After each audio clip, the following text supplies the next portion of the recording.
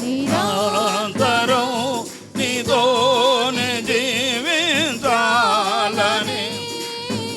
ఆశనాన్ని బ్రతికించుతున్నది.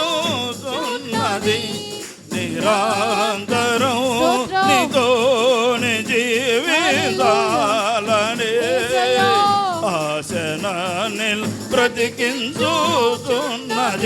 నా ప్రాణేశ్వర యేసయ్యా, నా ప్రాణేశ్వర యేసయ్యా, నా ప్రాణేశ్వర యేసయ్యా, నిరంతరం నీతోనే జీవితాలనే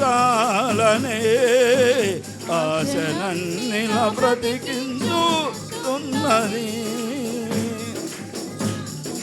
స్తోత్రం స్తోత్రం స్తోత్రం స్తోత్రం స్తోత్రం. మహాపరిశుద్ధుడా, జీవముగల దేవా, జీవాధిపతి, మమ్మల్ని మిక్కిలిగా ప్రేమించిన మా ప్రియ పరలోకపు తండ్రి, మీ ప్రియకుమారుడు మా యేసుక్రీస్తు పరిశుద్ధ నామములో అయా ఈ ఉదయకాల సమయం దేవా మీ పాద సన్నిధానంలో చేరి ఇంతవరకు మా పాటల ద్వారా మీరు ఆశీండిన దేవా మీకు వందనాలు, స్తోత్రాలు స్తోత్రాలు. అయా ఈ 2024 సంవత్సరములో మొదటి 7 మాసములు మీ ఉచితమైన కృపలు మమ్మల్ని భద్రపరిచి బలపరిచి మీ కాపుదల ఉంచి అయా 8వ మాసం ఆగస్టు మాసంలో మమ్మల్ని ప్రవేశపెట్టి అయా ఈ మొదటి విజ్ఞాపన దినములో మమ్మల్ని ప్రవేశపెట్టి మీ పాద సన్నిధానములో మమ్మల్ని చేర్చిన విధానాన్ని బట్టి మీకు వందనాలు, స్తోత్రాలు స్తోత్రాలు దేవా. ఈ దినము ఈ గడికి చూడదేవా, మాకంటే ధనవంతులు, బలవంతులు, విద్యావంతులు, లోకానికి ఉపయోగపడే శ్రేష్టమైన వారు ఈ లోకంలో గతించిపోయారు దేవా. మమ్మల్ని మన జ్ఞాపకం చేసుకున్నారంటే మీ ఉచితమైన కృప, మీ అమూల్యమైన ప్రేమే దేవా, మీకు వందనాలు. మీ ప్రేమ లేకపోతే మేము సజీవులుగా వారు ఉండేవారు కాదు దేవా, మీకు వందనాలు. మీ సన్నిధానంలో మమ్మల్ని చేర్చారు దేవా, పాట ద్వారా మహిమ పొందారు దేవా, పాటలోని పరమార్థం గ్రహించాము దేవా. మీరు మా కొరకు ప్రాణం పెట్టిన దేవుడు దేవా, మీకు వందనాలు, స్తోత్రాలు స్తోత్రాలు. ఏ దినములో ఇంకా రావాల్సిన బిడ్డలను జ్ఞాపకం చేసుకోండి దేవా. ఆత్మతో సత్యముతో మీ నామాన్ని కీర్తించుటకు మాకు ఇచ్చిన సమయాన్ని బట్టి మీకు వందనాలు, స్తోత్రాలు చెల్లించుకుంటూ మా ప్రభును ప్రియకుమారుడైన యేసుక్రీస్తు పరిశుద్ధ నామములో అడిగి వేడుకొని ప్రార్థన చేస్తున్నాను తండ్రి, ఆమేన్. దయచేసి అందరూ కూర్చుందాం. మరి మన మధ్యలో హైదరాబాదు పరిసర ప్రాంతాల్లో వాక్య పరిచయం చేస్తున్న దైవజనులు, మరి మనందరికీ పరిచయస్తులే జి మహేందర్ గారు మన మధ్యలో ఉండటం చాలా సంతోషకరం. వారిని మరి సాధారణంగా ఆహ్వానిస్తున్నాను. వారిని వస్తున్నప్పుడు వారి కుటుంబాలతో పాటుగా మరి మన మధ్యలో ఉండటం మనకి చాలా సంతోషకరము, ఆనందకరము. వారి కుటుంబ సభ్యులకు కూడా సంఘం పక్షమున ఆహ్వానం తెలియజేసుకుంటూ మన మధ్యలో ఉన్న మహేందర్ గారిని వాక్య పరిచర్య చేయాల్సిందిగా ప్రభుపేట మనవి చేస్తున్నాను.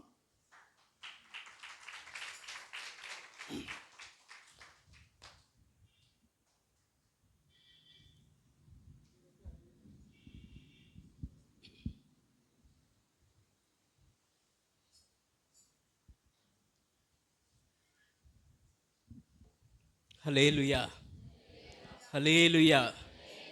దేవుని నామానికి స్తోత్రములు. కూడి వచ్చిన సేవకులకి, సేవకురాళ్ళకి, అలాగే సంఘ విశ్వాసులకి అందరికి కూడా వందనాలు, అందరికీ వందనాలు. హల్లెలూయా.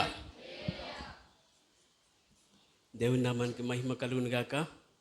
ఈరోజు ఇలాగా మీతో గడిపే సమయాన్ని ఇచ్చినందుకు ఆ దేవాతి దేవునికి నేను ఎంతగానో కృతజ్ఞతాస్తుతులు చెల్లించుకుంటున్నాను. ఈరోజు ఏంటి? ఉపవాసం కదా, ఫాస్టింగ్ ప్రేయర్. మన ఆత్మీయ జీవితాలు బలపడాలంటే కావాల్సింది ఏంటి? ఉపవాసం. అవునా? మనలో ఉండేటువంటి ప్రతి బలహీనతలు మనం వినిపించబడాలంటే కావాల్సింది ఉపవాసం. యేసయ్య కూడా అవును కదా, ప్రాణం పెట్టే ముందు లేదా సువార్తకు వచ్చే ముందు బాప్తీసం తీసుకోగానే పరిశుద్ధాత్మ పావురంలాగా తన మీదకి వచ్చింది. తన మీదకి వచ్చి వాలినప్పుడు ఆకాశం నుండి అంటున్నాడు, ఈయనే నా ప్రియ కుమారుడు, ఈయన యందు నేను ఆనందిస్తున్నాను. దేవుడు మన యందు ఆనందించాలంటే మనం ఆయన వేసే మార్గంలో వెళ్ళాలి. అప్పుడే దేవుడు మనల్ని బట్టి ఆనందిస్తాడంట. ఆయన బాప్తీసం తీసుకోగానే అరణ్యంలోనికి కొనిపోబడ్డాడు. ఎన్ని రోజులు? 40 రోజులు.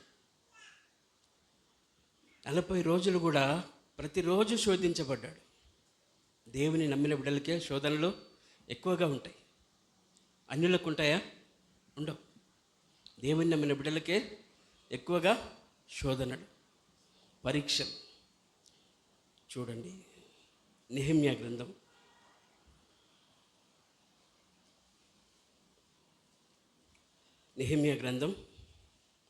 1వ అధ్యాయం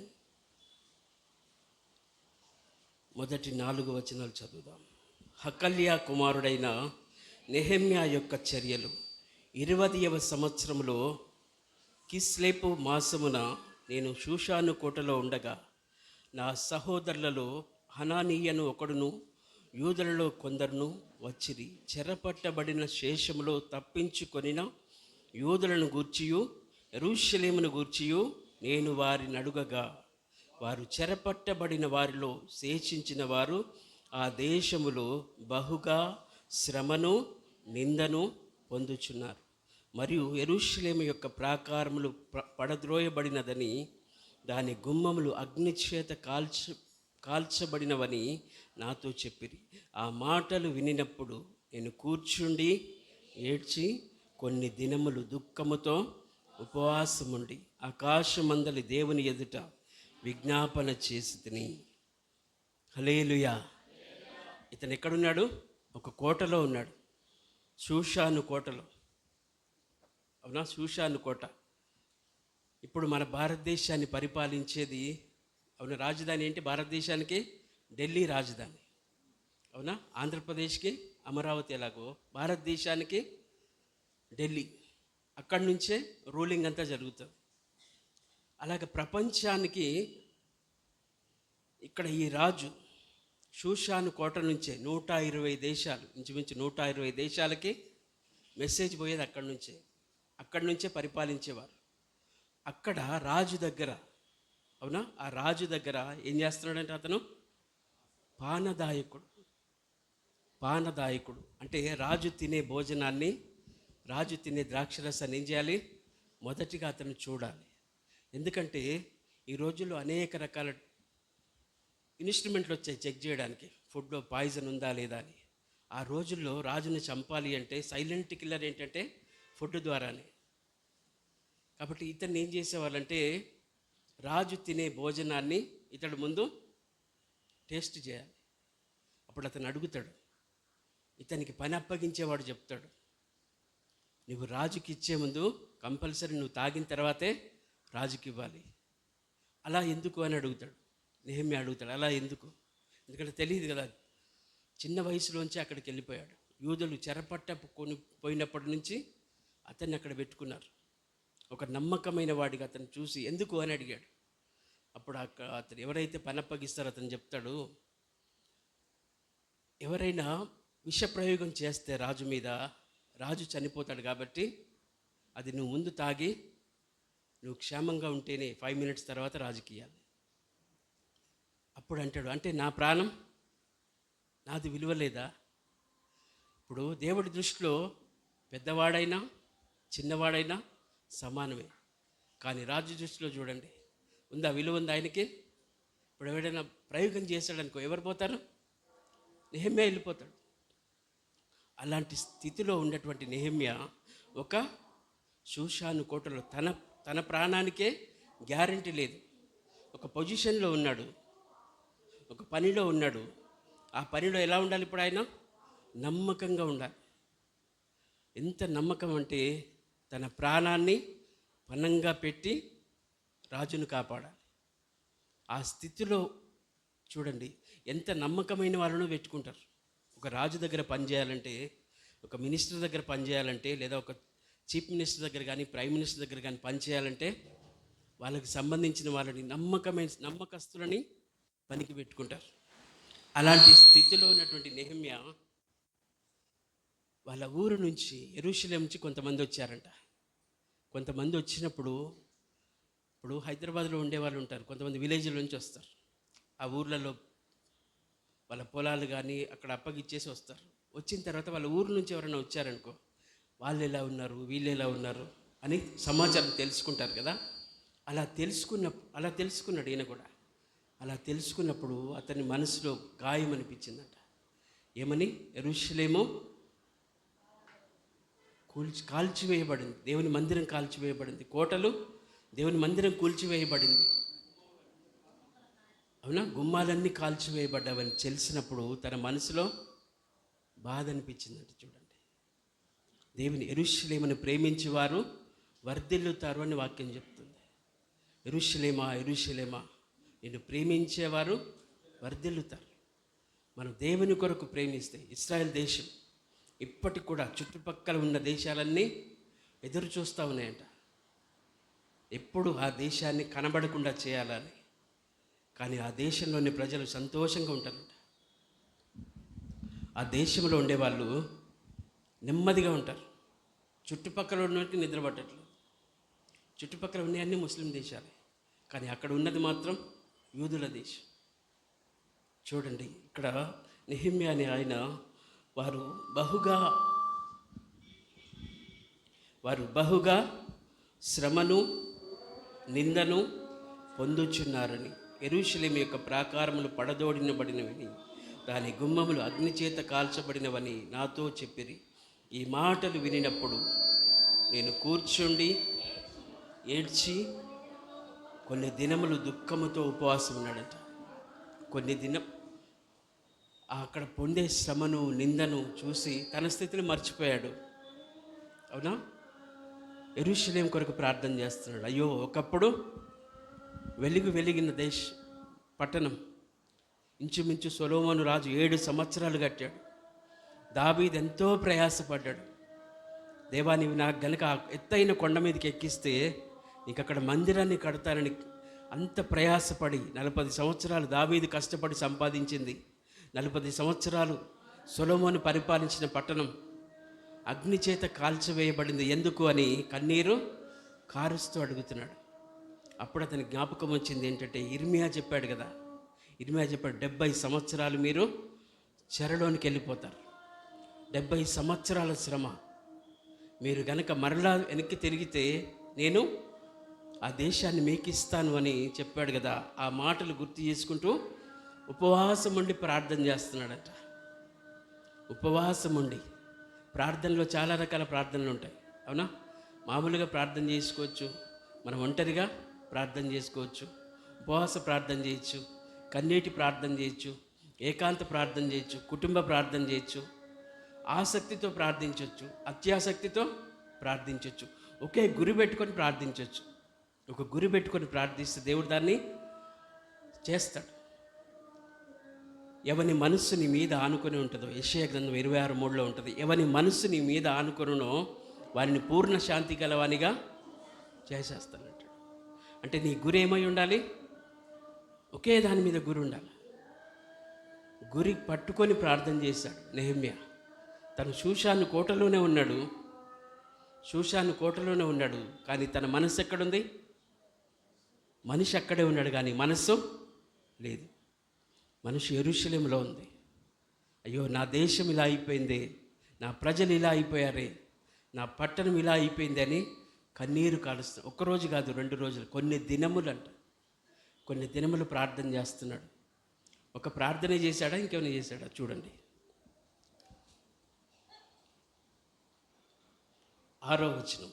నీ చెవి యొగ్గి నీ నేత్రములు తెరచి నీ సన్నిధిని దివారాత్రము నీ దాసులైన ఇశ్రాయేలు పక్షముగా నేను చేయు ప్రార్థన అంగీకరించుము. నీకు విరోధముగా పాపము చేసిన ఇశ్రాయేలు కుమారుల దోషమును నేను ఒప్పుకొనుచున్నాను. నేనును తండ్రి ఇంటి వారును పాపము చేసి ఉన్నాము. నీ ఎదుట బహు అసహ్యముగా ప్రవర్తించితిమి. నీ సేవకుడైన మోషే చేత నీవు నిర్ణయించిన ఆజ్ఞలను కట్టడలను విధులనైనను మేము గైకొనకపోతిమి. నీ సేవకుడైన మోషేతో నీవు సెలవిచ్చిన మాటను జ్ఞాపకము తెచ్చుకొనుము అని ప్రార్థన చేస్తున్నాడు. మోషేని జ్ఞాపకం చేసుకుంటున్నాడు, ఇర్మియాని జ్ఞాపకం చేసుకుంటున్నాడు. తన పితరుల చరిత్రని జ్ఞాపకం చేసుకొని ప్రార్థన చేస్తున్నాడు. ఇప్పుడు తన ఆశ ఏంటంటే అది మరలా కట్టాలి అని, అది ఎలాగైనా మరలా దాన్ని నిలబెట్టాలి అని. తన పని ఏంటో చూడండి, 11వ అధ్యాయం చివరిలో ఉంటుంది. నేను రాజుకు గిన్నె అందించువాడనై ఉంటిని. గిన్నె అందించేవాడు. తన పని ఏంటి? రాజుకు గిన్నె తీసుకెళ్ళి ఇవ్వాలి. తను తాగాలి మొదటిగా, అది ఓకే అనుకుంటే అది రాజుకి ఇవ్వాలి. తను బ్రతికుంటేనే రాజుకి ఇవ్వాలి. తను చనిపోతే ఎవరైతే తీసుకొచ్చారో వాళ్ళని పనిష్మెంట్ చేస్తారు. చూడండి, ఒక హోదాలో ఉండి కూడా, ఒక స్థాయిలో ఉండి కూడా తన పని తాను చేసుకుంటూ. అందుకే మన పని మనం చేసుకుంటూ ఏం చేయాలి? దేవుని పని చేయాలి. మనం ఏ పని అయినా చేసుకోవచ్చు. మన పని మనం చేసుకుంటూ దేవుని పని, దేవుని కొరకు మనం వెళ్ళకపోవచ్చు, మనం చేయలేకపోవచ్చు, కానీ చేసేవారిని ప్రోత్సాహపరిచేలాగా మనం ప్రార్థన చేయాలి. అలా ప్రార్థన చేసినప్పుడు మన ప్రార్థనకి దేవుడు ప్రతిఫలం ఇస్తాడు. హల్లెలూయా, హల్లెలూయా. ఆకాశం నుండి ఆయన చూస్తున్నాడంట, భూలోకమంతా చూస్తున్నాడంట. ఎవరు నాకు ఇష్టమైన వారు, ఎవరు నన్ను ప్రేమించేవారు అని. ఆ రోజు నోహు దినాల్లో చూస్తే నోహు ఒక్కడే కనబడ్డాడు. చూడండి, ప్రపంచంలో ఎంతమంది ఉన్నారు, ఒక్కడే దేవుని దృష్టికి ఒక్కడే కనబడ్డాడు. వేల మందిలో, లక్షల మందిలో ఆ ఒక్కడు 120 సంవత్సరాలు ప్రయాసపడ్డాడు. కానీ ఒక్కడైనా రక్షించబడ్డా? రక్షించబడ్డా. నశించిపోతున్న వారికి సిలువను గూర్చిన వార్త ఎలా ఉంటుంది?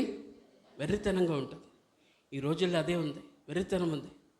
ఆటంకపరుస్తున్నారు, సువార్తను ఆటంకపరుస్తారు, దేవుని పనిని ఆటంకపరుస్తారు. సౌలు లాంటి వాడిని దేవుడు పౌలుగా మార్చేశాడు. సౌలు ఎంత ప్రయాసపడ్డాడు, అవునా? సౌలు ఎంతగానో ప్రయాసపడ్డాడు. దేనికోసం? దేవుని నమ్మిన బిడ్డల్ని చెరసాల్లో వేశాడు, కొంతమందిని చంపేశాడు.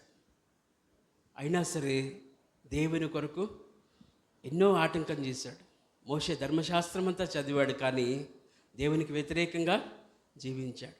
అప్పుడు యేసయ్య అంటాడు, మునికోళ్లకు ఎదురు తన్ని నీవు నిలబడగలవా? సూర్యుని ఎవరైనా అరచేతితో ఆపగలుగుతారా? ఆపలేరు. ఎవరి వల్ల కాదు సువార్తను ఆపడం, దేవుని పనిని ఆపడం. ఆపాలని ఎంతోమంది ప్రయత్నం చేస్తారు. ఎంత ఆపాలనుకుంటారో, ఎంత తొక్కాలనుకుంటారో అంతా పైకి లేస్తూ ఉంటుంది. నెబుకద్నెజర్ రాజు మొత్తం పాడు చేశాడు, కానీ దేవుడు ఈ నెహెమ్యా ద్వారా అక్కడ కార్యాలు చేయాలనుకుంటున్నాడు. హల్లెలూయా, హల్లెలూయా. చూడండి, 2వ అధ్యాయం, నెహెమ్యా గ్రంథం 2వ అధ్యాయం 1 నుంచి. అటు తర్వాత అర్ధహశస్త రాజు ఏలుబడి కాలమున 20వ సంవత్సరంలో నీసాను మాసమందు రాజు ద్రాక్షారసం తాగవలనని చూచుచుండగా, నేను ద్రాక్షారసం తీసుకొని రాజునకు అందించి తిని. అంతకు పూర్వము నేనెన్నడూనూ అతని ఎదుట విచారముగా ఉండలేదు. కాగా రాజు, నీకు వ్యాధి లేదు కదా, నీ ముఖము విచారముగా ఉన్నదేమి? నీ హృదయ దుఃఖము చేతనే కదా నీకు కలిగినదని నాతో అనగా, నేను మిగులా భయపడి. ఎందుకంటే రాజు ముందు ఎవరు కూడా బాధతో ఉండకూడదంట. చూడండి, ఒక రాజు దగ్గర నిలబడే వాడిని రాజు ఏం చేస్తాడు?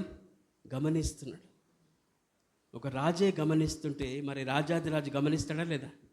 నీవు మందిరానికి వచ్చినప్పుడు ఎలా ఉన్నావు, నువ్వు ఇంటిలో ఉన్నప్పుడు ఎలా ఉంటున్నావు, నువ్వు మార్గంలో ఉన్నప్పుడు ఎలా ఉంటున్నావు, నువ్వు చేసే పని దగ్గర ఎలా ఉంటున్నావు అనేది దేవుడు చూస్తూనే ఉంటాడు.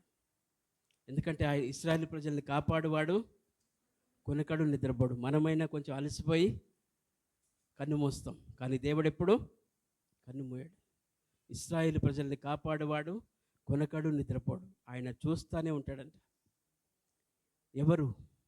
ఎవరు ఆశ కలిగి వస్తున్నారు, ఆశ కలిగిన ప్రాణాన్ని తృప్తిపరుస్తాడు. నీ ఆశ ఏంటో దేవునికి తెలుసు. నీ ఆశ మంచిదైతే దాన్ని తృప్తిపరుస్తాడు. నీ ఆశ మంచిది కాకపోతే తృప్తిపరుస్తాడు, కానీ అది నీకు చివరికి అర్థమవుతుంది. తృప్తిపరుస్తాడు, కానీ అది ఎలాగంటే నీకు మొత్తం రివర్స్ అయిపోద్ది. ఆశపడేవాడిని ఇక్కడ ఆశ కలిగి ఉపవాసం ఉండి దుఃఖముతో ప్రార్థన చేశాడు.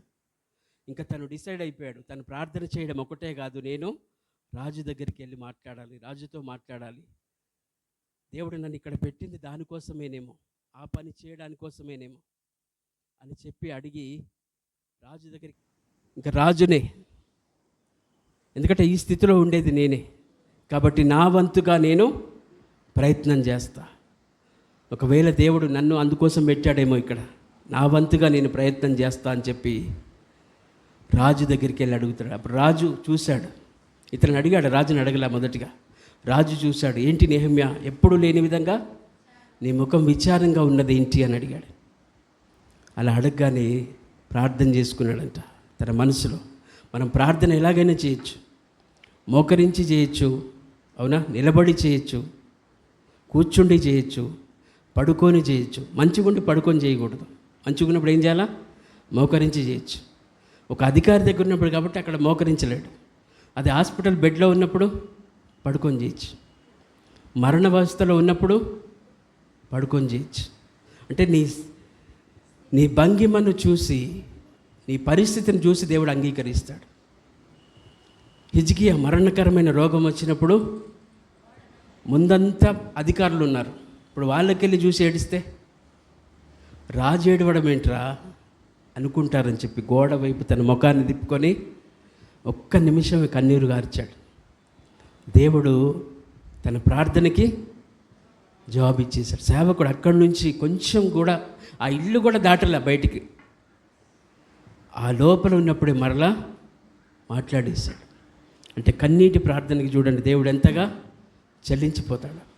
అలాంటిది నెహెమ్యా కొన్ని రోజులు ఉపవాసం ఉండి ప్రార్థన చేసి దేవుడు వినడా? వింటాడు. ఇప్పుడు చాలామంది ప్రార్థన చేశారు, మన ప్రార్థన వినడా? దేవుడు వింటాడు. ప్రతి ఒక్కరి ప్రార్థన దేవుడు వినేవాడు, ఆలకించేవాడు, ప్రార్థనకి జవాబిచ్చేవాడు. నమ్ముట నీ వలన అయితే నమ్మువానికి సమస్తము సాధ్యమే. మనకి సాధ్యం కాకపోవచ్చు, కానీ దేవునికి సమస్తము సాధ్యమే.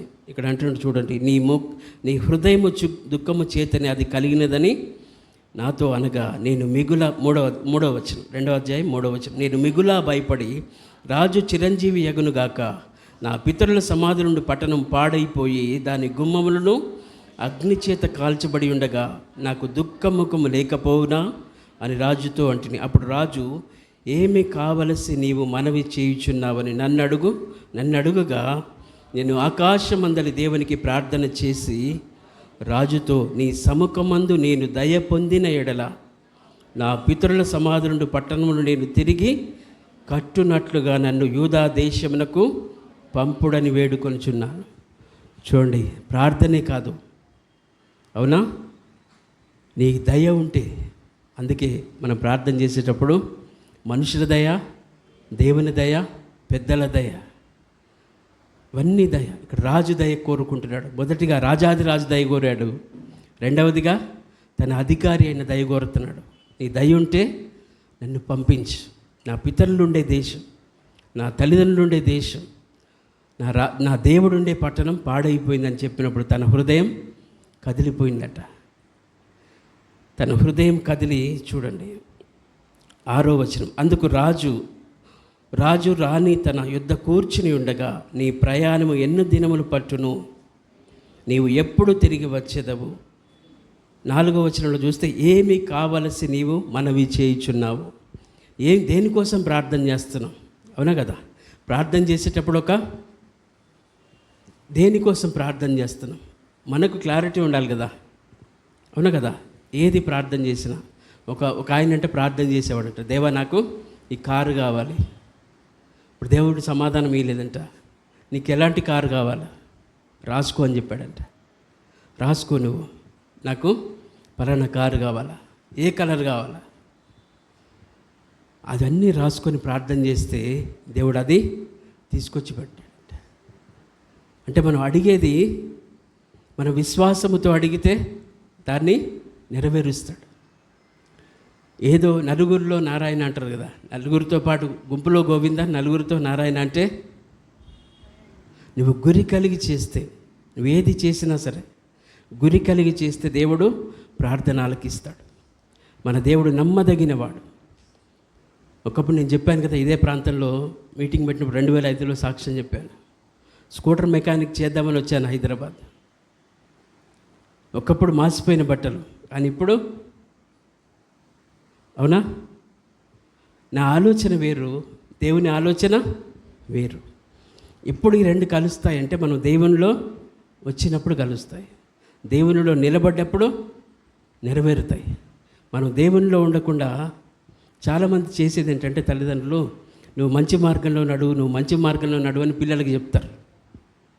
వాళ్ళని మంచి మార్గంలో నడువు అని చెప్పి మనం వంకర మార్గంలో నడిచామనుకో, వాళ్ళు ఏం చేస్తారు? వాళ్ళు కూడా వంకర మార్గం.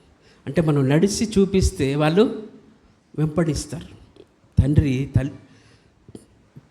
కొడుకు తండ్రిని ఫాలో అవుతాడంట, కూతురు తల్లిని ఫాలో అవుతుందంట.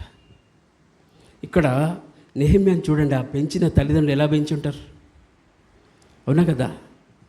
సమూయేలుని 5 సంవత్సరాల వయసులో మందిరానికి తీసుకొచ్చి విడిచిపెట్టినప్పుడు ఏడుస్తున్నాడా? మన పిల్లలు చూడండి, స్కూల్లో 5 సంవత్సరాల వయసు అప్పుడు వదిలిపెట్టేస్తే కాళ్ళు పట్టుకొని నేను రాను, నేను ఉండను అని ఏడ్చేస్తాడు. మరి 5 సంవత్సరాల వయసులో మందిరంలో విడిచిపెట్టి వెళ్తే దేవునికి మొక్కుతున్నాడంట. అంటే తన ఎలా ట్రైనింగ్ ఇచ్చింది? పాలతో పాటు దేవుని యొక్క భయభక్తులు నేర్పించింది. కాబట్టి దేవుని సన్నిధిలో లోబడిపోయాడు. ఈ నెహెమ్యా కూడా అంతే. తనకెవరైనా తను అది చేయకపోయినా అవసరం లేదు, అవునా కదా? ఇలా ప్రార్థన చేయాల్సిన అవసరం లేదు, తన కోసం తన కుటుంబం కోసం చేసుకోవచ్చు. కానీ తన ఆశ దేవుని మీద ఉంది, తన గురి దేవుని మీద ఉంది. మనం దేవుని కొరకు కొంచెం చేసినా సరే దేవుడు దానికి ప్రతిఫలం ఇస్తాడంట. చూడండి, ఇక్కడ అంటే నీకేం కావాలి అని అడుగుతున్నాడు రాజు. దేవుడు కూడా అడుగుతాడు, నీకేం కావాలి, ఏం కోరుకుంటున్నావు? వచ్చి అడుగుతున్నావు కదా, ఏం కోరుకుంటున్నావు, ఏం చేయాలనుకుంటున్నావు? దావీదు కుమారుడా నన్ను కరుణించు అని గుడ్డివాడు కేకలేస్తే అడుగుతాడు, నీకేం కావాలి? 10 మంది కుష్ఠరోగులు వచ్చి దావీదు కుమారుడు మమ్మల్ని కరుణించు అని అడుగుతారు. మన దేవుడు ఎవరు? కరుణామయుడు, కరుణా సంపన్నుడు.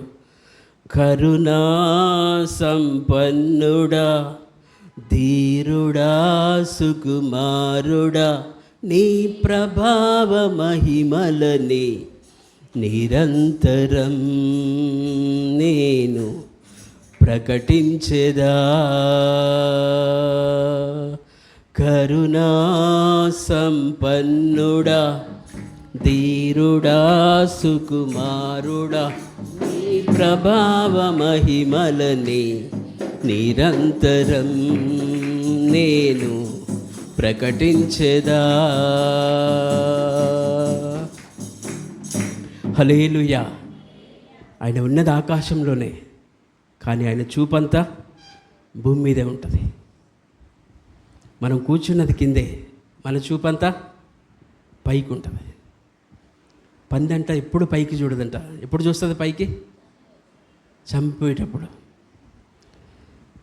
చనిపోయేటప్పుడు పైకి చూస్తే ప్రయోజనం ఉందా?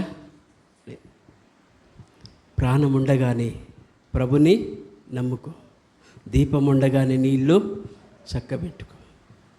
చూడండి, తన ఇంటినే చక్కబెట్టుకున్నాడు, దేవుని మందిరాన్ని చక్కబెట్టాలని ఆశ కలిగి ఉన్నాడు. ఆశని దేవుడు తీర్చాడు. రాజుని అడిగితే రాజు ఒప్పుకున్నాడు.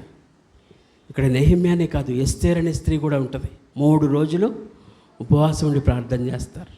ఒక రాణి అయ్యుండి 3 రోజులు ఉపవాసం ఉండి ప్రార్థన చేస్తే దేవుడు ఆమె ప్రార్థన ఆలకించి చట్టాలను సైతం తిరగరాయించేస్తాడు. మన దేవుడు శాసనాలను మార్చేవాడు, చట్టాలని మార్చేవాడు.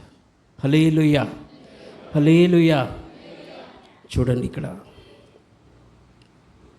అదే నెహెమ్యా గ్రంథం 2వ అధ్యాయం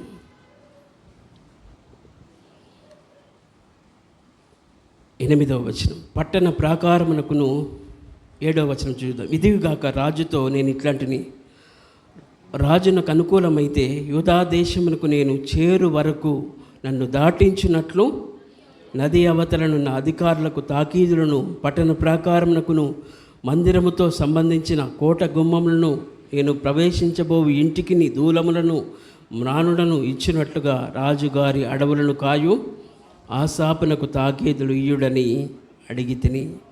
చూడండి, అతను ముందే ప్రిపేర్ అయిపోయాడు. ఒకవేళ రాజు అడిగితే ఏమడగాల? కొంతమందికి ఏం అడగాలో తెలియదు. దేవుడు ప్రత్యక్షమై భక్తుడా నీకేం కావాలంటే వాడు అడిగాడంట, నేను ముట్టుకున్నదల్లా బంగారం కావాలన్నాడంట. ఏం కావాలి?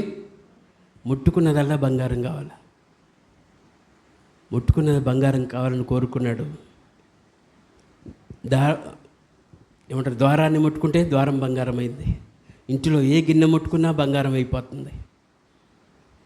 చివరికి అన్నం తినాలని ఆహారాన్ని ముట్టుకున్నాడు, ఏమైంది? బంగారం అయిపోయింది. కూతురు వస్తుందంట ఇంట్లోకి, నా ముద్దల కొండ అని పట్టుకున్నాడు, శిల అయిపోయింది. అంటే ఏం అడగాలో తెలియదు. సలోమనే ఉంటుంది బైబిల్లో. ఏమడిగింది? తన కూతురు యోహాను శిరస్సును అడిగింది. ఎవడన్నా నీకు ఏం కావాలని అడిగితే బహుమానంగా రాజును మెప్పించింది. ఏం కావాలి నీకని అడిగితే అవసరమైతే అర్ధ భాగానైనా రాసిస్తానని చెప్తాడు. ఏం కావాలని అడిగితే తల్లి దగ్గరికి వెళ్ళి అడిగింది. ఏం అడగాలమ్మా? ఆ తల్లి చూడు ఎలా అడ్వైజ్ చేసింది. ఏం అడగకు, యోహాను తల అడుగు. అవునా? ఏం చేసుకుంటుంది? తల తింటుందా? తినదు. అందరూ ఆహారం తింటున్నారు. రాజు ఆయన బర్త్డే కాబట్టి అందరికీ భోజనాలు, బిర్యానీలు పెట్టాడు. కానీ ఈమె ప్లేట్లో ఏం పెట్టాడు? యోహాను తల పెట్టాడు. తినగలిగిద్దా? తినలేదు. కొంతమందికి తెలియదు ఏం అడగాలి, కానీ ఈయనకి స్పష్టంగా తెలిసి ఏం అడగాలి. ముందే డిసైడ్ అయిపోయాడు, రాజు ఇస్తాడు నాకు, ఎందుకంటే పర్మిషన్ ఆయన దగ్గర నుంచి వచ్చింది కాబట్టి ఈయన కంపల్సరీ ఇస్తాడు. ఒకవేళ ఇస్తే నేనేం అడగాలి? దేవుని మందిరానికి కావలసినవి, మార్గ మధ్యంలో ఎలాంటి ఆటంకం లేకుండా నా ఇంటికి కావలసినవి అన్నీ తీసుకొని బయలుదేరి వెళ్ళాడు. ఇంచుమించు 52 రోజుల్లో యెరూషలేము చుట్టూ ప్రాకారాలు కట్టాడు. ఎన్నో ఆటంకాలు వచ్చాయి. మనం ఈ నెహెమ్యా గ్రంథం మొత్తం చదివితే ఉంటుంది. ఎన్నో ఆటంకాలు. చివరికి ఆ దేశానికే గవర్నర్గా పంపించాడు ఈయన్ని. ఆ గవర్నర్గా పానదాయకుడిని తీసుకెళ్ళి గవర్నర్గా చేశాడు. గవర్నర్గా చేస్తే వచ్చిన డబ్బులన్నీ అక్కడ ఉండేటువంటి పని చేసే వాళ్ళకి, అవునా, దేవుని మందిరానికి ఖర్చు పెట్టాడంట. చూడండి ఎలాంటి మనసు. మనం చేసే ప్రతిదీ కూడా దేవుడు అంగీకరించాలి. మన ఆశ ఏంటి? మన ఆశయం ఏంటి? మనం అడుగుతున్నామంటే, అవునా, గురి కలిగి ప్రార్థన చేయాలి. గురి లేని పైన మనం చేయకూడదు. పౌలు అంటాడు, నేను గురి యొద్దకే పరిగెడుతున్నాను. అటు ఇటు పరిగెట్టట్లా. అటు ఇటు పరిగెడితే కొంతమంది ఇటు కాసేపు పరిగెడతారు, ఇటు కాసేపు పరిగెడతారు. అవునా? అలా ఆదుకుంటారా? ఆదుకోరు. కాసేపు ఈ దేవుడు అంటారు, కాసేపు ఆ దేవుడు అంటారు. ఈయన దగ్గరికి వెళ్తే, ఈ డాక్టర్ దగ్గరికి వెళ్తే బాగా అయిపోతాడు, ఈ డాక్టర్ దగ్గరికి వెళ్తారు, ఇంకో డాక్టర్ దగ్గరికి వెళ్తారు. అసలు ఆయన్ని మర్చిపోతారు. మనకి ఎన్ని దిక్కులు? 4 దిక్కులు. అష్ట దిక్కులు అంట. యాక్చువల్గా 8 దిక్కులు. తూర్పు, పడమర, ఉత్తర, దక్షిణం కాకుండా ఈశాన్యం, నైరుతి, ఆగ్నేయం, అవునా, 8. మనం ఈ దిక్కులు చూస్తాం, అసలు దిక్కును మర్చిపోతాం. కానీ నెహెమ్యా ఈ దిక్కులు చూడలే, పై దిక్కు చూశాడు. ఆ దిక్కు చూశాడు కాబట్టి దేవుడు అతనికి శాంక్షన్ చేశాడు. తను అనుకున్నది నెరవేర్చాడు. మనం దేనికోసమైతే ప్రార్థన చేస్తామో గురి కలిగి ప్రార్థన చేస్తే మన దేవుడు దాన్ని నెరవేరుస్తాడు. గురిలేని నా జీవిత పయనంలో దరిజేరి నిలచిన నా దేవుడవు, మతి తప్పి తిరుగుతున్న నన్ను ఇంటి చేసి నిలిపిన నా దేవుడవు, ఎందుకెంత నా పైన ఈ ప్రేమ వర్ణించలేను నా యేసయ్యా, ఎందుకెంత నా పైన ఈ ప్రేమ వర్ణించలేను నా యేసయ్యా, ఉన్నమంత చాటనా ఊపిరి ఉన్నంత వరకు పాడనా, నిన్ను గూర్చి లోకమంత చాటనా ఊపిరి ఉన్నంత వరకు పాడనా, నేనేమివ్వగలనయ్యా నా యేసయ్యా నీవు చేసిన మేలులకై. నేనేమివ్వగలనయ్యా నా యేసయ్యా నీవు చూపిన కృపలకై. హల్లెలూయా, హల్లెలూయా. దేవుడు ఎన్నో మేళ్ళు మన జీవితాల్లో చేస్తున్నాడు. ఈరోజు ఆరోగ్యంగా ఉన్నామంటే, అవునా, కరోనాని తట్టుకొని నిలబడ్డామంటే చాలా గ్రేట్, అవునా కదా. కరోనా టైంలో ఎంతోమంది కన్ను మూశారు. డబ్బు ఉంది, అన్నీ ఉన్నాయి, ఆక్సిజన్ సిలిండర్ దొరక్క చనిపోయారు. భయంతో చాలామంది చనిపోయారంట. ఫైనల్గా వచ్చిన రిపోర్ట్ ఏంటంటే జబ్బు బారిన పడ్డోళ్ళ కంటే భయముతో చనిపోయిన వాళ్ళు ఎక్కువ ఉన్నారంట. నాకు వచ్చిందేమో, జలుబు అయిన వాళ్ళు కూడా అదే. ఆ రోజుల్లో హాస్పిటల్కి మామూలుగా ఎవరైనా పోయిర్రా, నాకు దగ్గు వస్తుంది, జ్వరం వస్తుంది అని ఎవరైనా పోయిర్రా? ఎవరు పోయినా సరే కరోనా రూమ్లో పడేసుడే. కాబట్టి మామూలు కేసులే రాలేదంట ఆ రోజుల్లో. మరి ఈ రోజుల్లో అనేక నార్మల్ కేసులు చాలా వస్తాయి, కానీ ఆ రోజుల్లో మాత్రం లాక్డౌన్ టైంలో వచ్చినాయా? ఏవి రాలే. భయముతో చనిపోయారు. మన దేవుడు మన భయాల నుంచి విడిపించేవాడు, మన కోరికను సిద్ధింపజేసేవాడు, మనని ఆయుష్నిచ్చి, ఆరోగ్యమునిచ్చి, శక్తినిచ్చి, బలమునిచ్చి, తన కృపలో మనల్ని నిలబెడుతున్నాడు. ఈ రోజుల్లో గొప్ప భాగ్యం ఏంటంటే ఆరోగ్యమే మహాభాగ్యం. ఎంతున్న ఆరోగ్యం లేకపోతే అంత సున్నా. చాలామంది చేసేది ఏంటంటే తినకుండా కష్టపడి సంపాదిస్తారు. మందిరంలో కూడా అదే చెప్తా, ఆరోగ్యంగా ఉన్నప్పుడు తినండి. ఎందుకంటే ఇప్పుడు కష్టపడి సంపాదించి రేపు పొద్దున తినాలంటే నీకు ఆరోగ్యం ఉండదు. ఏం తినాలనుకున్నా ఇప్పుడే తిను, తర్వాత తినాలంటే డాక్టర్ రాసిచ్చేస్తాడు, నీకు బీపీ ఉంది, ఉప్పు తగ్గించు, కారం తగ్గించు. అప్పుడు తినాలని ఆశపడ్డా కూర్చొని తినాలనుకుంటే అప్పుడు తినలేవు. టీ తాగితే షుగర్ లేకుండా తాగాల, స్వీట్ తింటే షుగర్ లేకుండా తినాలి. ఇంక అప్పుడు తినేందుకు కదా, ఉన్నప్పుడే తినాలి. మనము నమ్మదగిన దేవుడు. చూడండి, నెహెమ్యా తను ఉన్నది రాజు దగ్గరే, కానీ రాజాది రాజు పని చేయాలని ఆశపడ్డాడు. మనం చేసేది ఎవరిని? దేవుని పని. మనం ఆరాధించేది లోకాన్ని సృష్టించినవాడు, సర్వలోకాన్ని సృష్టించిన యేసయ్యని మనం ఆరాధిస్తున్నాం.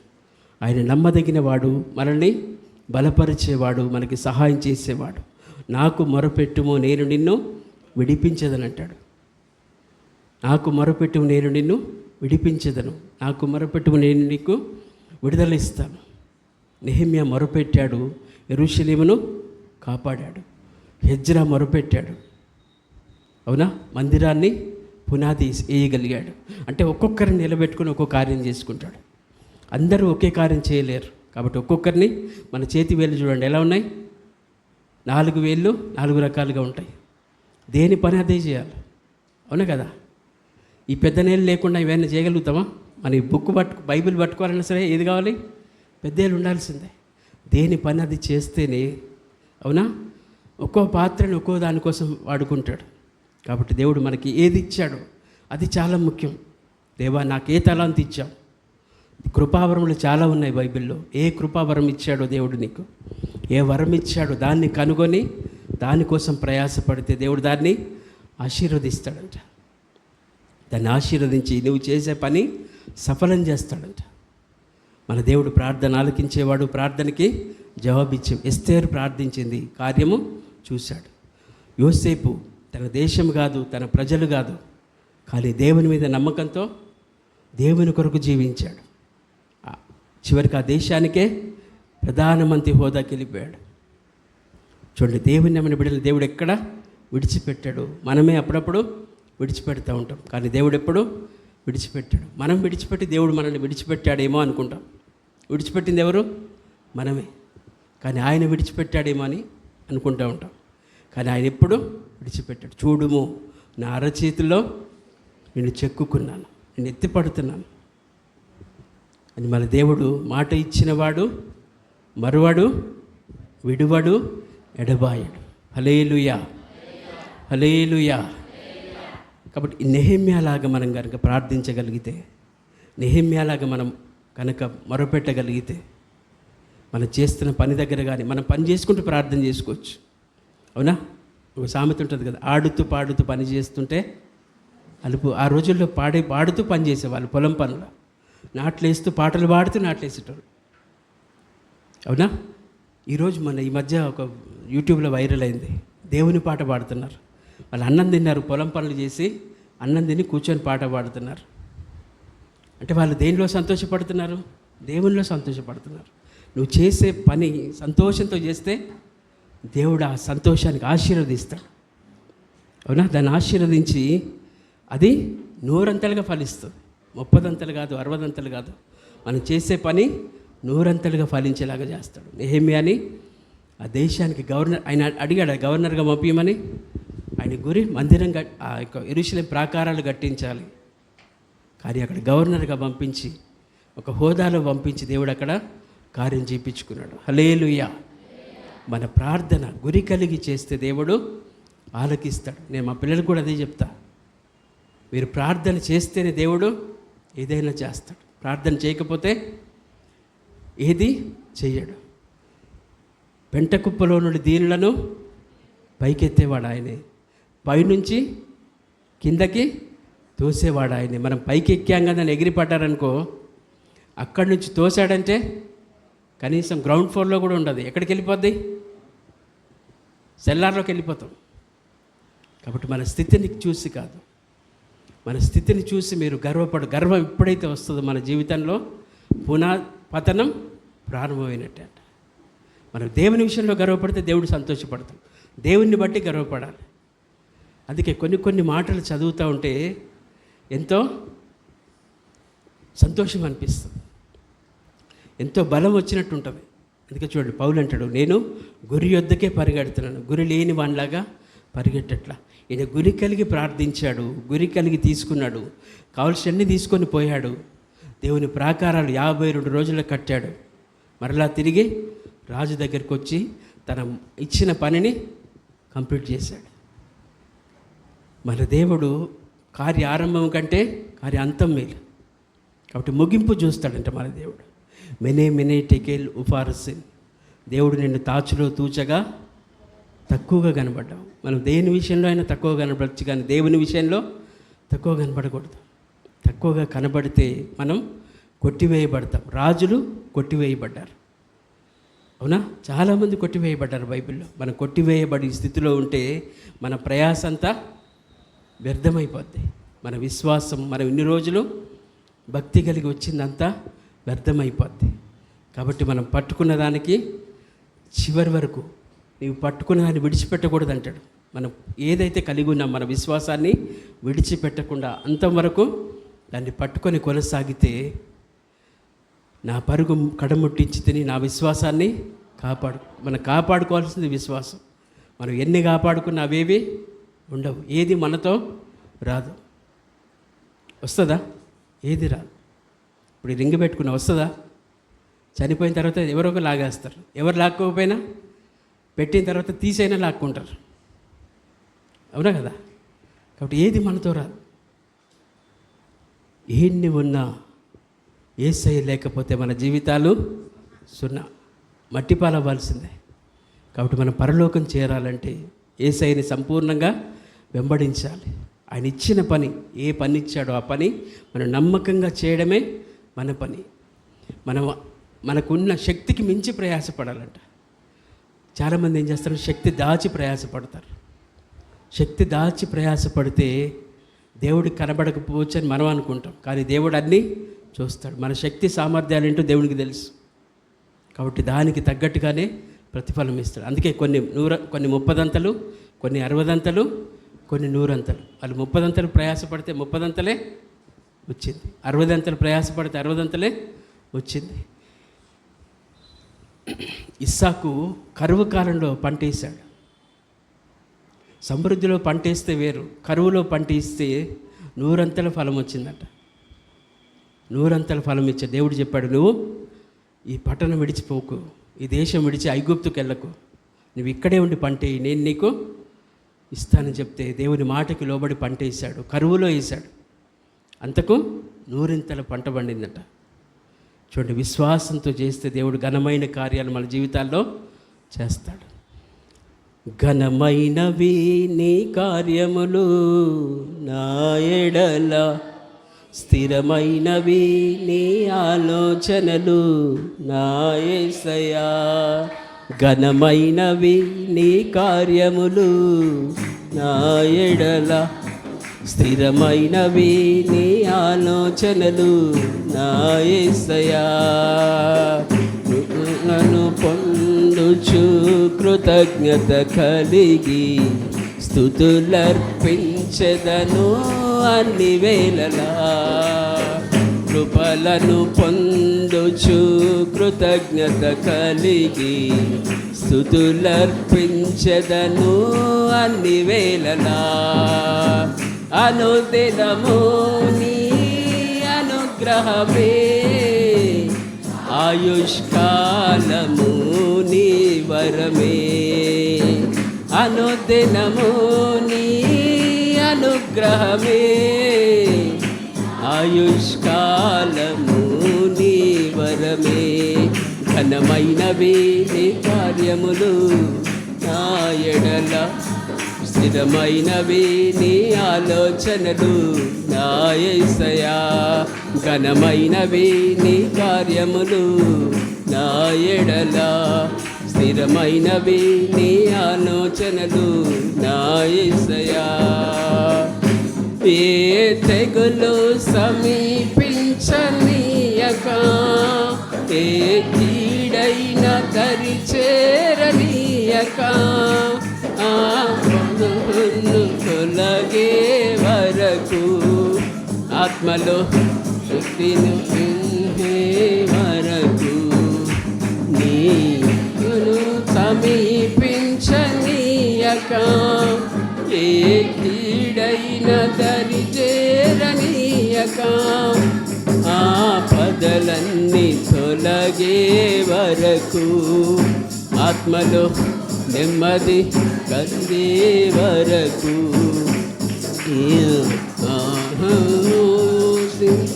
ఆసటగా నిలచి ఆదరించితివి నీ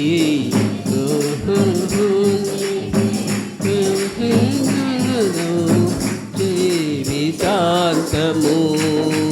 ఘనమైనవి కార్యములు నా ఎడల, స్థిరమైనవి నీ ఆలోచనలు నా యేసయ్యా.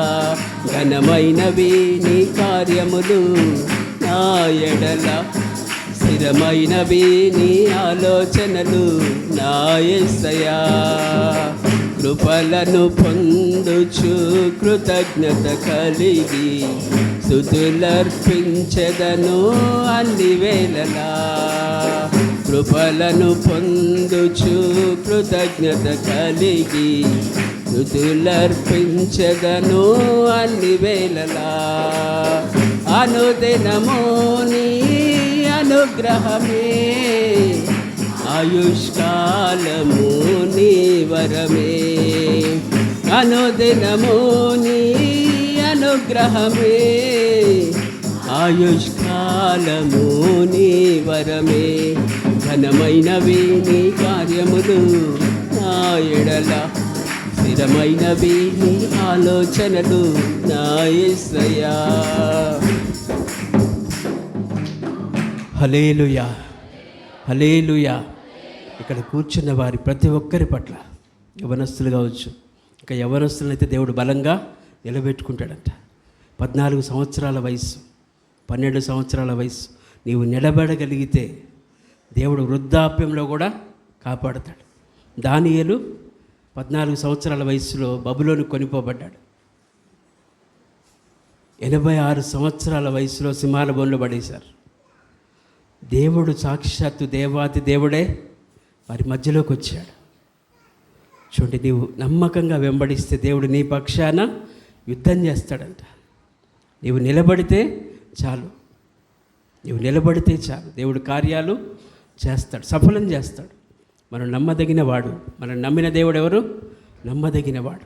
మాట ఇస్తే మాట తప్పేవాడు కాదు. అప్పుడప్పుడు మనమైన మాట తప్పుతాం, కానీ దేవుడు మాట తప్పేవాడు కాదు. కాబట్టి నెహెమ్యా జీవితంలో ఎన్నో కార్యాలు చేశాడు. ఇట్లా బైబిల్లో చాలామంది ఉన్నారు.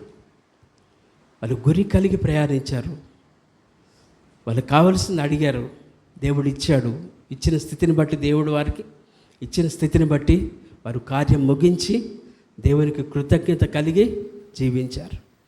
దేవుడు మనకి ఇచ్చిన ప్రతి దాన్ని నమ్మకంగా కనుక మనం దేవుడిలో ఉంటే దేవుడు మనల్ని స్థిరపరుస్తాడు, బలపరుస్తాడు, తన సాక్షిగా నిలబెట్టుకుంటాడు, అనేకులకు ఆశీర్వాదకరంగా. అబ్రహామునే కాదు, అబ్రహాముని వెంబడించిన లోతును కూడా దేవుడు దీవించేశాడు. గిన్నె నిండి పొర్లిపోయిందంట, కాలు మోపడానికి కూడా స్థలం లేదు ప్రారంభంలో. కానీ చివరిలో ఎలియాజర్ అంటాడు, నా యజమానుడు విస్తారమైన ఆశీర్వదించాడు. విస్తారంగా ఎక్కడి నుంచి వచ్చింది? దేవుని మీద ఆధారపడ్డాడు కాబట్టి విస్తారంగా దేవుడు ఆశీర్వదించాడు.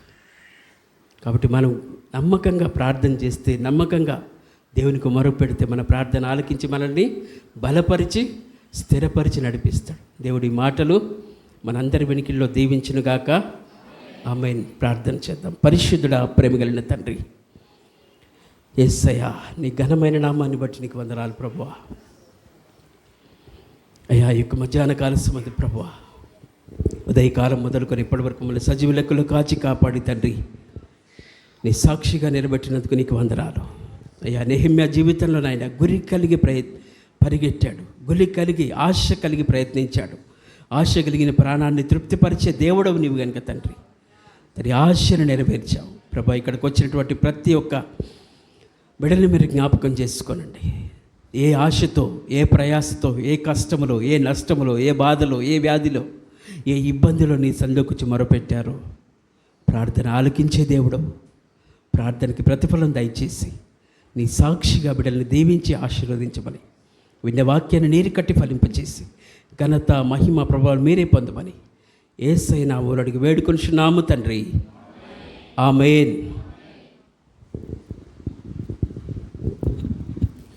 ప్రభునందు ప్రియమైన సహోదరి సహోదరులందరికీ నా హృదయపూర్వకమైన వందనాలు. సమయం 2 అవుతుంది. ఇప్పటి వరకు కూడా ఒక శ్రేష్టమైనటువంటి వాక్యాన్ని మనం విన్నాం.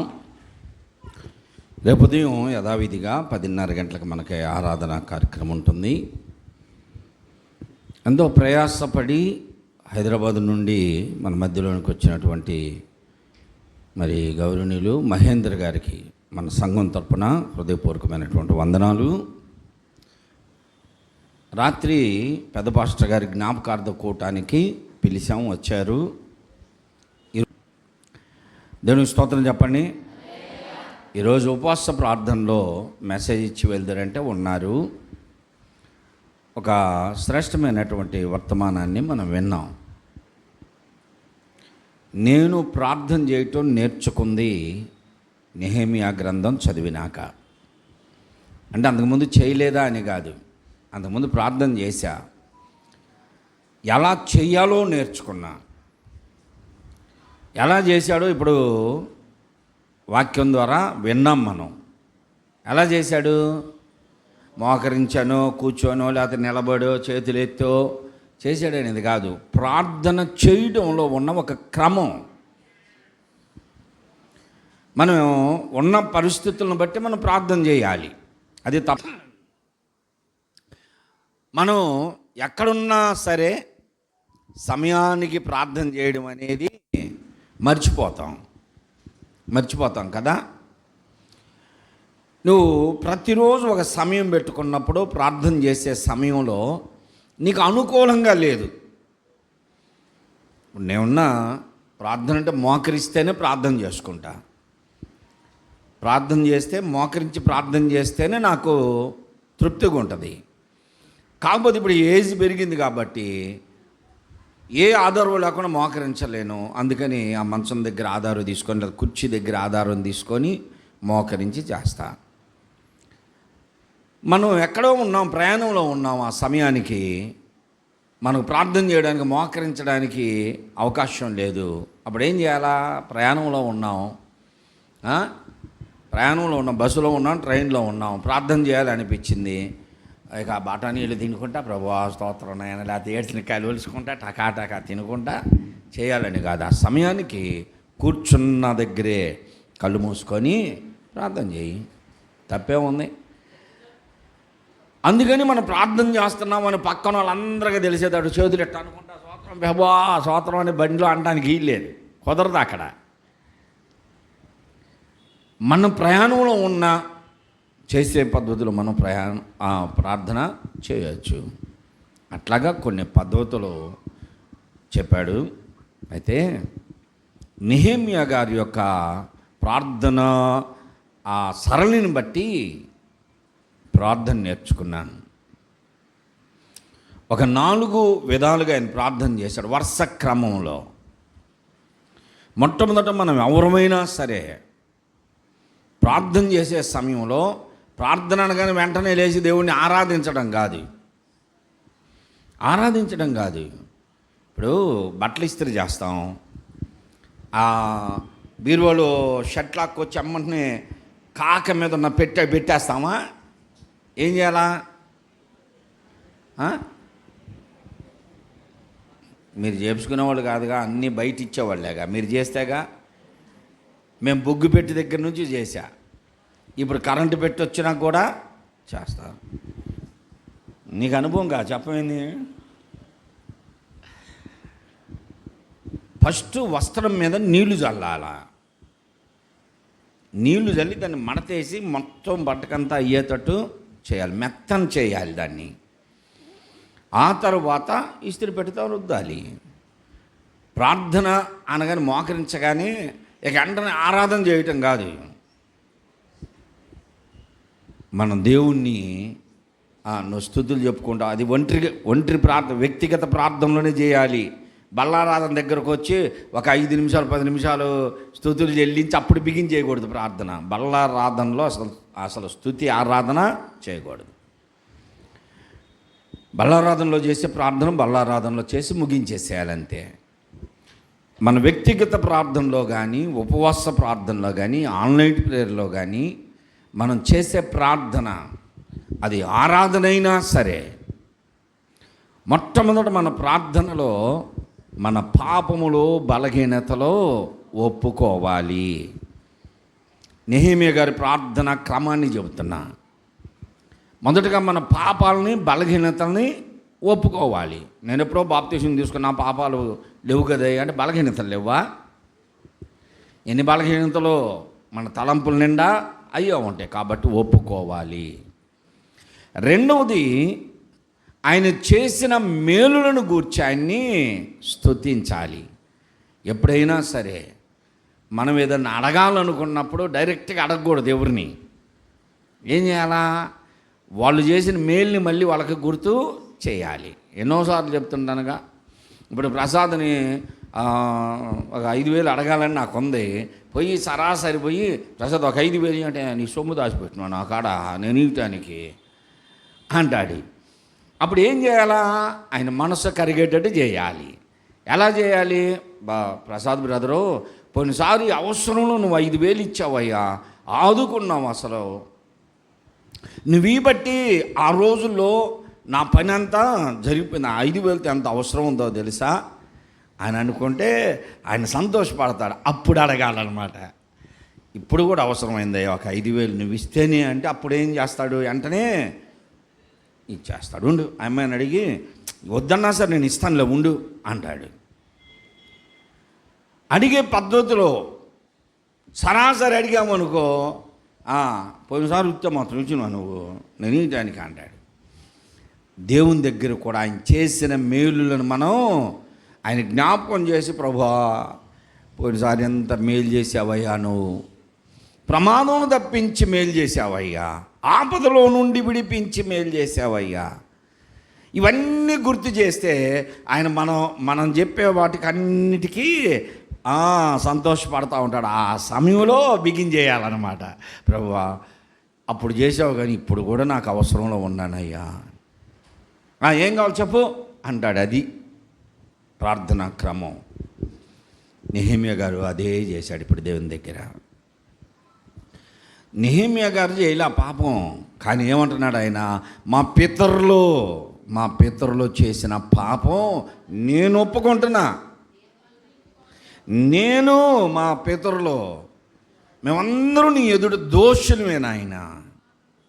మనల్ని మనం ఒప్పుకోవడానికి చాలా ఏంటంటే డిగ్నిటీగా ఫీల్ అవుతాం. మాలేం పాపం ఉందండి, మాలేం బలహీనత ఉందో, వాళ్ళంటే పాపులు వాళ్ళు బలహీనతలు ఉన్నాయి కాబట్టి ఒప్పుకుంటారు అనుకుంటాం. కానీ నెహెమ్యా గారు అలా అనుకోవాలా. మా పితరులు మేము చేస్తున్నటువంటి పాపమును నేను ఒప్పుకుంటున్నా అన్నాడు. మనం చేయాల్సింది మొదటిది ఏంటి? పాపాల బలహీనతలు ఒప్పుకోవాలి. రెండోది ఆయన మేలుల్ని గుర్తు చేయాలి, ఆయనకే గుర్తు చేసి స్తుతించాలి. మూడోది ఆయన వాగ్దానాలని గుర్తు చేయాలి. వాగ్దానం గుర్తు చేశాడు. అయ్యా మా పితరులు మేమంతా నీ ఎదుట మేము దోషులమే, తప్పిపోయాం, పాపులమే, క్షమించు, నీ మాటకు వెదురు తిరిగాం, ఇంత దూరం తెప్పించావుగా, నీ కోపం తీర్చుకున్నావుగా, కానీ మరలా తర్వాత ఒక మాట అన్నావే, మీరున్న స్థలములో నుండి మరలా నేను మిమ్మల్ని తీసుకొస్తానని వాగ్దానం చేసావు కదా, అది గుర్తు చేసుకో అయ్యా. ఎంత దీనంగా, దౌర్జన్యంగా అడిగినట్టు దీనంగా అడిగినట్టుంది. డిమాండ్ అనమాట. నువ్వు చెయ్యి, చేస్తానన్నావు, అడుగుతున్నావు అయ్యా, చేస్తానన్నావుగా, గుర్తు చేయడం వాగ్దానాన్ని. అప్పుడు మన అవసరాలను అడగడం.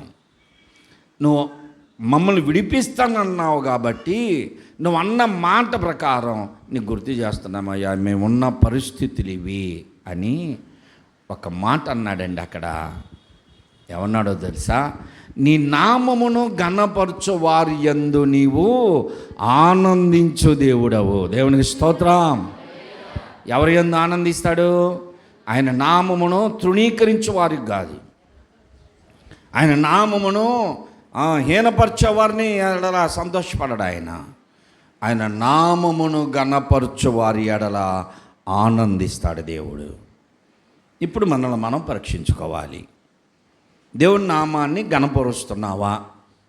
దేవుని నామానికి నీవు మహిమ తెస్తున్నావా? లేకపోతే మన ఘనతను మన మహిమను మనం ఎత్తుక్కుంటున్నామా? దేవుని నామము ఘనపరచబడి మన ద్వారా దేవుణ్ణి మనము మహింపరిస్తే దేవుడు ఏమన్నాడు? నన్ను ఘనపరచు వారిని అన్నాడుగా. ఇంకా మన ఘనత మనం ఎత్తుక్కోవాల్సిన పని ఏముంది? మనమైన గణపరచుకుంటూ వెళ్ళామే అనుకోండి, ఆయన ఖచ్చితంగా మనల్ని తగిన కాలమందు అన్నాడు. తగిన కాలమందు ఆయన బలిష్టమైన హస్తమ కిందను ఒదిగి ఉంటే ఆయన నిన్ను హెచ్చిస్తాడు. దేవునికి స్తోత్రం. మనల్ని హెచ్చించడమే ఆయన మనల్ని గణపరచడం. ఏ ఘనతకు యోగ్యులని చెప్పండి ఇక్కడ ఉన్నటువంటి వారిలో. సరే, మీకు అవసరం లేదు, కానీ నేను ఏ ఘనతకు యోగ్యుని కాదు, మీ అందరికంటే విద్యావంతుని కాదు, మీ అందరికంటే ధనవంతుని కాదు, మీ అందరికంటే నేను సౌందర్యవంతుని కాదు, మీ అందరికంటే నేను ప్రార్థనాపరుని కూడా కాదు. ఎందుకు దేవుడు నన్ను ఎన్నుకున్నాడు? ఇది దేవుని ఎడల నేను ఎప్పుడు ప్రార్థించేది, ప్రభువా నాకంటే యోగ్యులు నా ముందున్న వాళ్ళు ఎంతోమంది ఉన్నారయ్యా, నాకంటే విద్యావంతులు ఉన్నారు, ధనవంతులు ఉన్నారు, యోగ్యత కలిగిన వారు ఉన్నారు. ఏ యోగ్యత లేని నన్ను నువ్వు ఎన్నుకున్నావు, నీ పని నా ద్వారా జరిగించు. అవమానం కలగకూడదు కదా. కాబట్టి మనం చేసే ప్రార్థన ఈరోజు ఎలా చేయాలో మరి మహేంద్ర గారి వాక్యం ద్వారా మనం తెలుసుకున్నాం. ఆ రీతిగా ఆ క్రమ పద్ధతిలో దేవుని ఎదుట ఫస్ట్ మనం మన పాపమును బలహీనతలు ఒప్పుకోవాలి. రెండవది ఆయన చేసిన మేలులను ఆయన గుర్తు చేస్తూ స్తుతించాలి. మూడవది ఆయన వాగ్దానమును గుర్తు చేయాలి.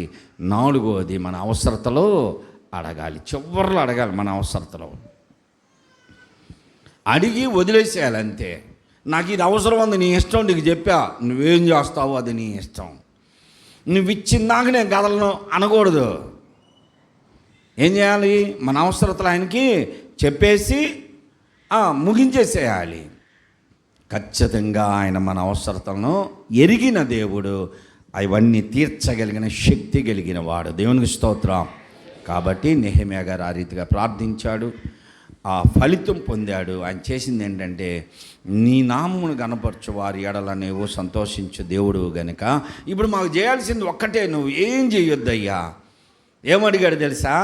నేను రాజు సమ్ముఖంలోనికి వెళుతున్నాను గనక రాజుకి నా ఎడల దయగలిగేటట్టు చేయి చాలు అన్నాడు. దేవునికి స్తోత్రం. నా ఎడల రాజుకి దయగలిగేటట్టు చేయి, ఇంకేమొద్దు నాకు, ఆ తర్వాత నేను చూసుకుంటాగా అన్నీ అన్నాడు. ఇక రాజుకి దయగలిగిందంటే, రాజు దలుచుకుంటే సామెతలు మీకేమి రావు, అసలు నాకే వచ్చు అన్నీ.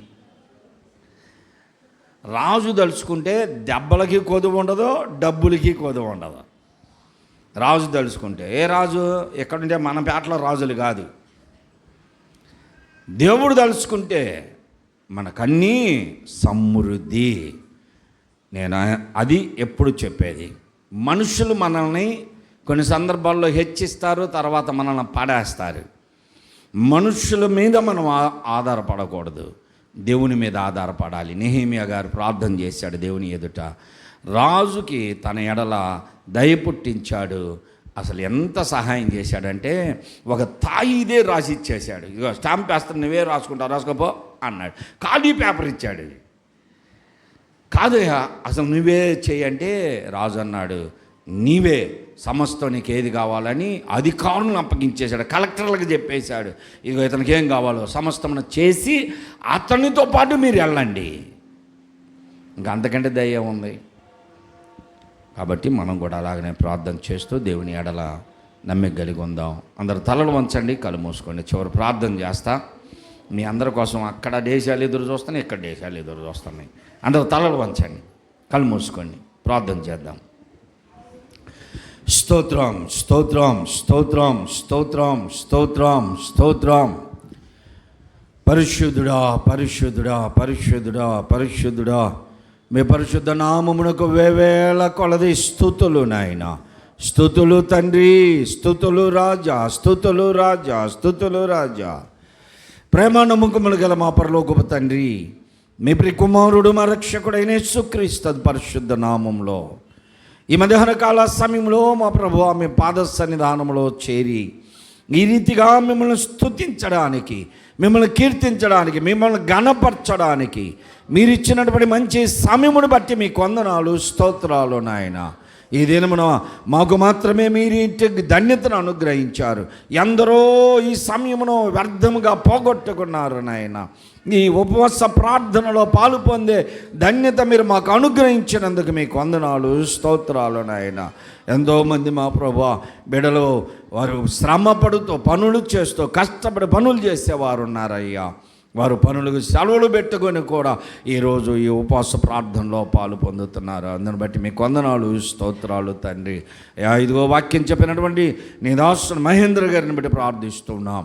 ఈ దినమున ఉపవాస ప్రార్థనలో నిన్ను ఘనపరచడానికి, అయా నిన్ను గూర్చి ప్రకటించడానికి వారి యొక్క పనులను మానుకొని సమయంలో ఈ స్థానంలో ఉండి ఎన్నో మాటలు తెలియజేశాడు. తన సొంత అనుభవాన్ని కూడా చెప్పుకుంటూ వచ్చాడు. ఒకప్పుడు ఏ స్థితిలో ఉన్నాడో ఈ రోజున తనను మీరు ఏ స్థితిలో ఉంచారో కూడా అయ్యా తన జీవితాన్ని సాక్ష్యముగా ప్రకటించాడు నాయన. తనను ఆ రీతిలో ఉంచిన దేవుడివి నాయన.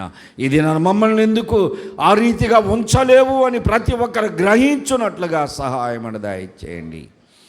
నరులను ఔశ్వర్యవంతులుగాను అయా మరి పేదలుగాను చేయువాడవి నీవే.